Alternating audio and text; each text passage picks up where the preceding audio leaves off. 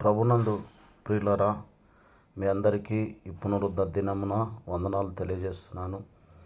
ఈరోజు ఆరాధన చేసే దినము. ప్రియులరా, హెబ్రీ 10:25లో సమాజముగా కూడుకొనుట మానవద్దు. దేవుని సావాసములో కూడుకొని దేవుని ఆరాధించడం అనేది గొప్ప సంతోషం, సమాధానం, ఆరోగ్యం. మనము పరలోకం నుండి వచ్చే పరిశుద్ధాత్మ ఆనందం కలిగి ఆయన సన్నిధిని అనుభవించి ఆత్మచేత నింపబడి దేవుని వాక్యం చేత ముద్రించబడి ఆయన సన్నిధిలో ఆనందించినప్పుడు దేవుడు మనకు ఆరోగ్యము, అలాగే సమాధానము, మనం చేస్తున్న ప్రతి పనిలో ఆయన ఆశీర్వాదం ఉంటుంది. గనుక మీరందరూ కూడా దేవుని మందిరానికి రండి.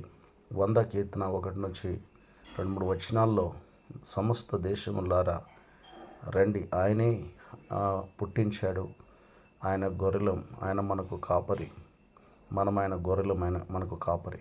కనుక ఉత్సాహగానం చేయొచ్చు, కృతజ్ఞతలు చెప్పచ్చు, ఆయన గుమ్మములో ప్రవేశించుడి అని దేవుడు చెప్తున్నాడు. ప్రియులరా, 122 కీర్తన 1 నుంచి 2-3 వచనాల్లో దేవుని మందిరాన్ని వెళ్ళడానికి సంతోషించాలి, ఆనందించాలి, ఘనపరచవలసిన దినం. కనుక మీరందరూ కూడా శాంతి, సమాధానం, ఆరోగ్యం, పరలోకపు సంతోషం మీ హృదయంలో, మీ పనులు, దేవుని ఆశ్చర్యకార్యాలు, అద్భుత కార్యాలు చూడాలంటే రండి. దేవుడు మిమ్మల్ని దీవించునుగాక. ఆమేన్. ప్రభువా, నీకు వందనాలు, స్తోత్రాలు చెల్లిస్తున్నాం. ఉదయాన్నే ఈ వాక్యముతో తృప్తిపరిచి ప్రతి ఒక్కరిని సావాసము నడిపించండి. పరిశుద్ధాత్మతోను శక్తితో నింపి నీ రాకడ కొరకు వాడుకోమని యేసు ప్రభు నామములో అడుగుచున్నాం తండ్రి. ఆమేన్.